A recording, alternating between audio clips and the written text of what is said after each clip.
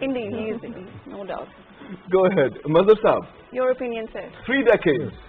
You've seen the things evolve around here. You've seen the industries evolve around here.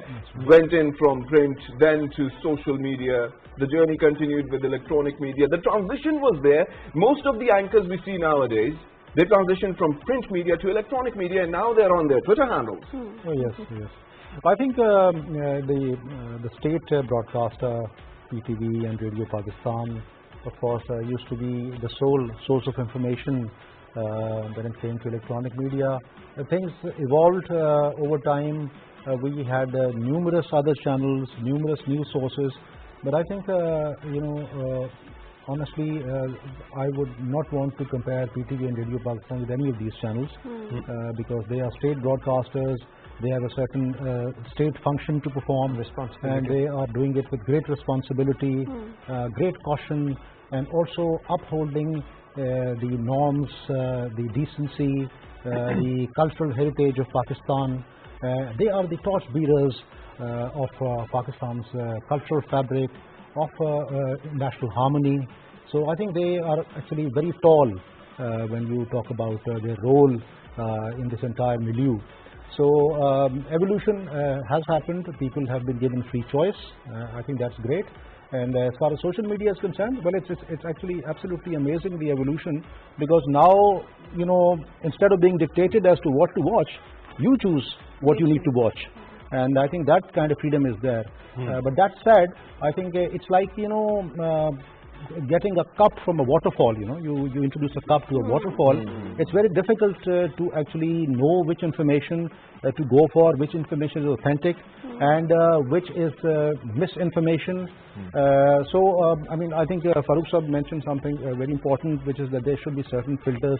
There is no editor there, and so that filter is not there. But I think recently I noticed that with this COVID pandemic, there was a certain filter where not every piece of information could be put on the internet. Whenever it was put on, there was a certain caution that would come up, and it would say that you better recheck this information. So that I think feature needs to be really enforced and introduced. Otherwise, it is doing a lot of good, but it's also doing a lot of harm.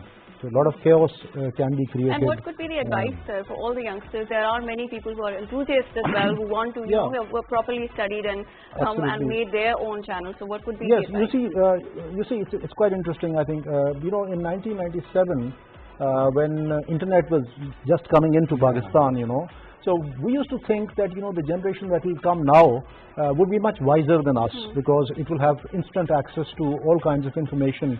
But that somehow did not happen because there was a flood of information. And when there's a flood of information, there was a flood of distraction also. Absolutely.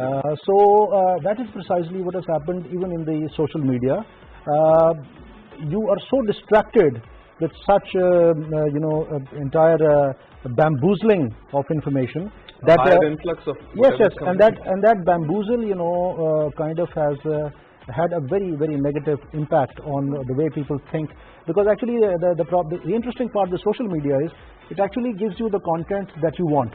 If you're following a certain kind of content, it will throw that certain kind of content at you, and not give you the choice to research information and then probably make up your mind as to what probably looks more authentic. And you, at the end of the day, you go on and say stuff that you've seen on the social media through hearsay from here, there, and everywhere. Yeah, absolutely. And that feeds on to everything. It feeds on to the electronic media, feeds on to the print media. The social media is influenced. The only authentic source of social media that most of the TV channels